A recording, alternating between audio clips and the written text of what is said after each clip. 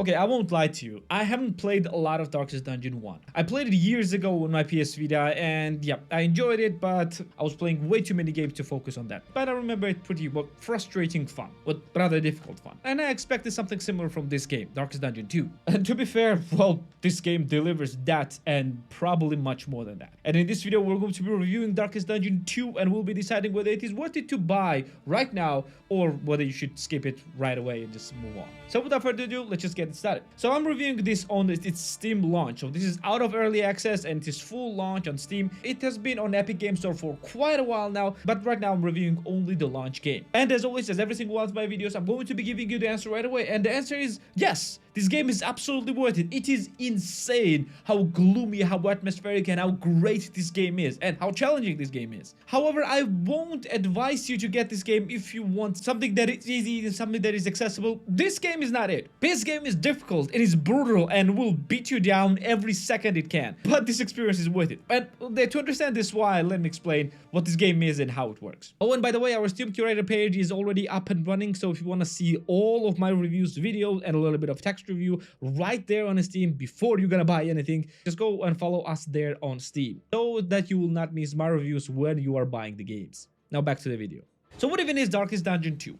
Well, Darkest Dungeon 2, unlike the previous game, is a party-based, turn-based combat roguelike. Yes, this is a roguelike, meaning that you will be doing multiple runs, one after another, in order to become better and better and better and better. Not just to learn how the game works, but to become actually better by upgrading your characters and all the other stuff from the previous runs towards the next run to make it easier for you to complete. So you play in this dark and gloomy world, Lovecraftian world that has been overtaken by darkness, and you are playing with 4 of your heroes of your choosing. At the beginning you only have only 4 heroes to choose from, but you will unlock more of them as you continue the game. Your progression is done through the stagecoach, that you are moving towards your goal, and your goal is to move to that mountain where the Darkest Dungeon is located. And when you start the game, when you choose the characters, you need to move forward, and in order to get to the end of the goal, you need to choose different paths to go through. And that's where the differences between all the games start, because the path that you choose, at first you cannot see everything. You'll see that there might be some obstacles in front of you, but you don't know exactly what type of obstacles or maybe what type of buffs and boons that you will get on the way. And obstacle wise, it might be a variety of different things. First things first, the easiest one of the set, of course, it might be an enemies. You might meet an enemy and you will need to fight them. And at first it might seem that this is the thing that you should do, but well, you need to get to the end of the run, and if you'll be losing a lot of your health and all of your sanity of your characters early on, it might be difficult to get towards the end. So you need to choose whether you want to engage in the combat or not. Plus, different combat actually gives you different rewards, and you need to understand whether you need this reward or you need to keep moving forward. There can be also different obstacles that will buff the enemies if you will go through the obstacles, or it will damage your stagecoach. And if your stagecoach will be damaged, well, too much, you will encounter ambush and you will need to fight those enemies alongside with the repairing your stagecoach, making the game even more difficult. Also, what makes the game more difficult is the relationship between your characters, because every time you encounter something, your different characters will want to solve this problem in a different way. For example, if you meet the people who will require some help, well, different characters will provide you with different solutions. Like, for example, one character will ask for food, one character will ask for more hope, and the hope is a metric that is actually buffing your characters or debuffing them, and etc, etc. And for example, with enemy encounters, one of your characters might want to fight them and one character might want to run away from them. And depending on the choices you choose, these characters will build the relationships with each other. And the relationships might be positive and relationships might be negative as well. And you can use these positive and negative relationships with each other in order to, well, change the outcomes of the combat in the future. And these relationships are important because it might affect an actual combat. Like, for example, if you're fighting an enemy and one of your characters hate another, if this one character have low health, another character might stab him in the back and literally do a friendly fire. or it might debuff some of your abilities. And speaking of combat, combat is very interesting and very fun because all of your characters play completely different,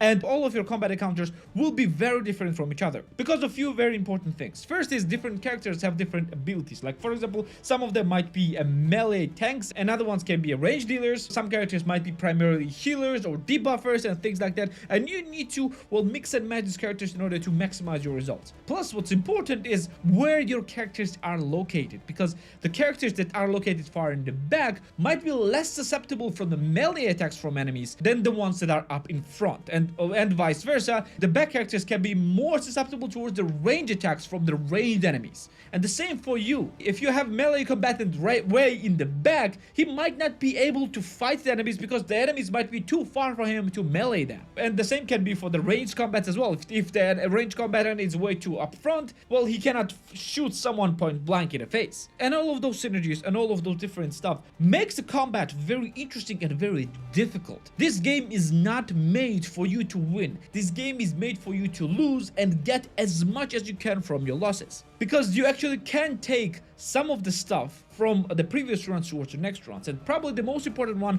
is the candles. Candles is the currency of the game. You have a bunch of other currencies, but candle is the most important one because candle is used to upgrade your characters and upgrade basically everything. It makes your characters more resilient, makes your characters more powerful, deal more damage, get less debuffs, do more buffs and things like that. So you need to collect as many candles as you can in a combat. You also need to collect different currencies as well, because those currencies can be used, for example, upgrading and repairing your stagecoach. You need to get different gear, like trinkets, for example, because these trinkets will be added in the roster for the future runs, and you'll actually learn how to synergize the different trinkets with each other and with different characters. So you can be more prepared towards the next run. Each and every subsequent run makes the game easier and easier, but not by much. It's that you learn how to play the game better, but also enemies are becoming more powerful. So the game is a constant challenge. And if you want to drive a comparison with other games, this game reminds me the most of the Slay the Spire in its, well, gameplay loop wise. But unlike the Slay the Spire where you play with mainly one character,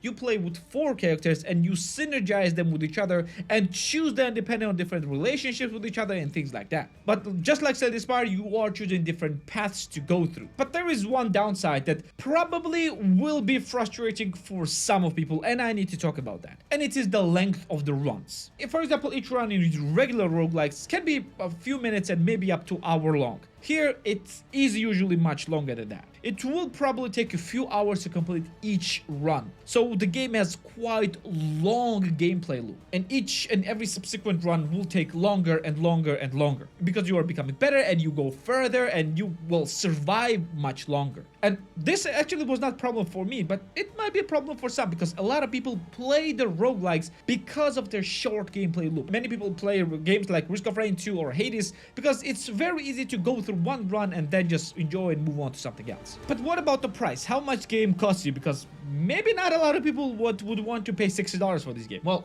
first things first, it does not cost $60. Game costs $40 for the tier 1 countries and $20 for tier 2 countries. So is this worth for this price? Well, to be fair, if you are into the roguelike games, you will be probably getting quite a lot of hours from this game. So I would say that it probably is worth it, but probably I would not pay $40 for this game. But that's just me. $20 easy, 100% worth it, but $40 maybe I would not. But again, that's just me. I'm very rarely paying full price for any games. But will you regret paying $40 for this game? Well, first, if you like the gloomy atmospheres in the games, if you are seeking a challenge in the games, and if you like roguelikes, then no, probably you won't regret this. Because this game is doing everything great. The game runs smoothly. I didn't encounter any issues. Game looks beautiful because of its amazing art style and very great combat animations. Game sounds amazing because, yeah, the sound of these Lovecraftian enemies, the music is superb, and the gameplay is complex and long enough to keep you engaged for a really long time because it will take quite a while to master this game. So yeah, I would say that this game is worth it. Again, it's pretty different compared to the first game, and if you're looking